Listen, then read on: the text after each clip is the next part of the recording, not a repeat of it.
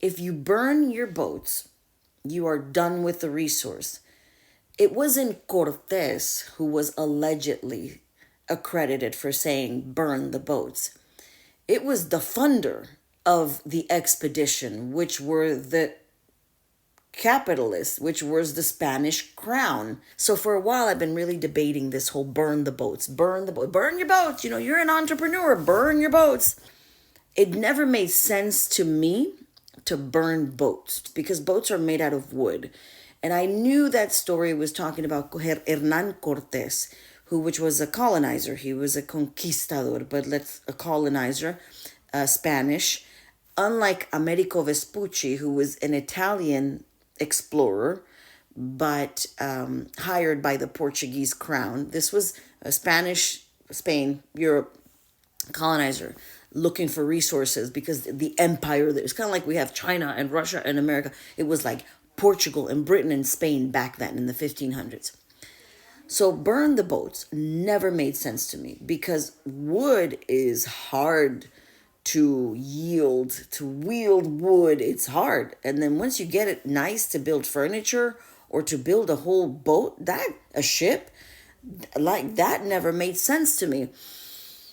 And as I look at entrepreneurship development, stay with me here because this is awesome. As I look at entrepreneurship development, it's like, man, the burn rate, that's the exact topic, is like 80%. So a system is burning through 80% of the entrepreneurships that come available to, in essence, the entrepreneurship system is burning boats left and right. The thing is that when you're rooted in the earth, you look at things from a different perspective. And remember, I never think one is good or bad or this one. No, I just look at it from a different perspective. From a higher mind, you have the ability to look at it you're just observing it, really. You're studying it. So here is why I don't like the expression of burn the boats. Burn the boats. I'm like, why are you going to burn the boats? Let's just dismantle them. We can use a portion for building a hut for, safety, shelter. We can use a portion to make a smaller boat just in case. Just in case. Maybe there's another island over there that we want to explore. Don't burn them. Don't burn them all. We can use a little bit of it for firewood and cooking wood, but burning boats just never made sense. And then I studied the story of Cortes. Remember, I'm developing this entrepreneurship, so stay with me. Cortes was burning boats that were not his. And this is a little bit of how venture capitalism kind of works. Burning through your burn rate, go and be good enough to be able to be selected by a venture capitalist, yes or no. Whichever path you choose, again, if my words trigger you, that is for you to examine. Remember, patriarchy is the dance of men submitting to be good enough to be selected by men. Nothing to do with my business. If you burn your boats, you are done with the resource. It wasn't Cortes who was allegedly accredited for saying burn the boats. It was the funder of the expedition, which were the capitalists, which was the Spanish crown, that had plenty of resources that they had gotten from colonizing the New World. So to them, it was expensible. Burn whatever you need to burn, including the crew. And because if Cortes burns his boats, how's he going to get back? He not. So it wasn't Cortes that had so much entrepreneurship bravery. When somebody says burn the boats, you got to be careful. Because what you're really saying is you and your business idea are expendable to the crown. Whatever that means to you, again, that's a you thing. I am observing this thing in delight and deciding how I get to play this game. And then if you really want to know more, because again, capitalism and patriarchy and all these systems that whatever, they are what they are. Once we learn them, we make a decision to participate or not, but we must transcend through them. We can't bypass them. And we definitely don't fight fire with fire, because you just create a bigger fire. You fight fire with love, with emotion, with water, with, we'll talk more about that. But Cortés was so ruthless in his approach that even to the Spanish crown, who ordered him to go and do his expedition, colonization, Cortés destroyed an entire civilization, which were the Aztecs in Mexico. So when you say burn the boats, please be careful. Please, at the very least, be aware and then decide. I like people who say, this is who I am and this is what I stand for. The lukewarm folks, I don't mess with. We is or we ain't.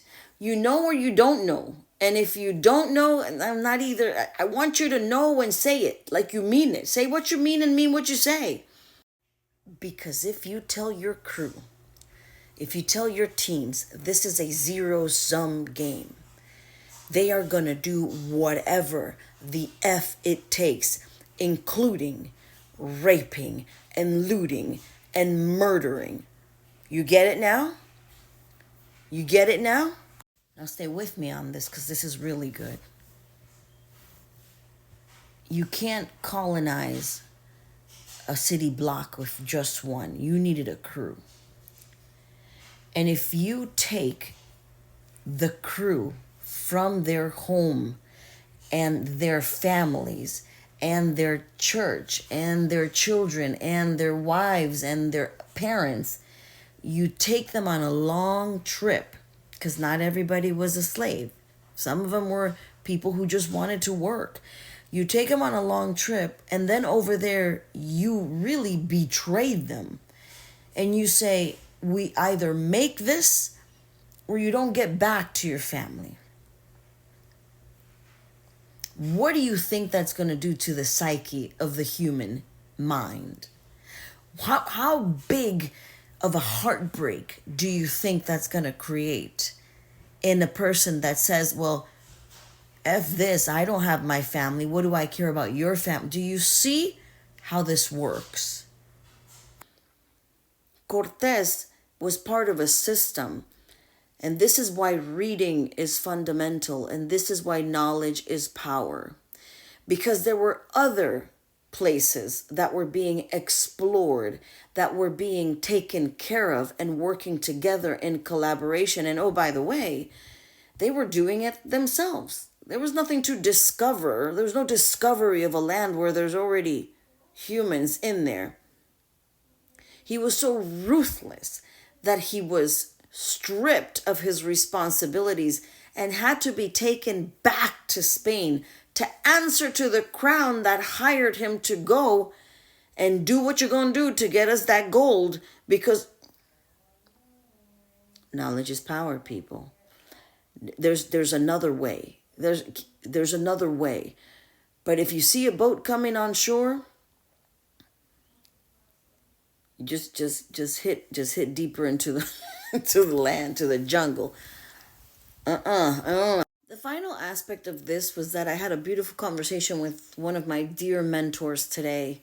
I say mine with possession, with earthly possession, because he's a treasure. An executive that has made multiple exits, and just incredible human being who vibes, like his radiance is bright. And we talked today. I told him the story about the executive and the fisherman, the fisherman who's content with his 4 or 5 fish every day, and the executive that is burned out and, 3 marriages and, bypasses and this, and goes to the fisherman and says, if you really start a business, you can hire some people and you can do this and you can do that and you can grow this and then you can export. And then, before you know it, you'll be able to be wealthy and retired. And then something like the fisherman says, and then what will I do? He's like, well, you can, dedicate your life to fishing. You're retired. And the fisherman says, but I already do that. So we were talking about what it is that we're building as entrepreneurs and what we're willing to give up. So my parting consideration for you is there a way for you to build the extension of your life that we call a business without being used by a system who sees you as disposable at the 80% burn rate, failure rate? And if it is the desire of your heart to collaborate with the community that you are around, how do you do that? Through love and not through conquest, through pillaging, through it's an end game so that I can be chosen by these men and be given medals for it. It's time for bed. Good night.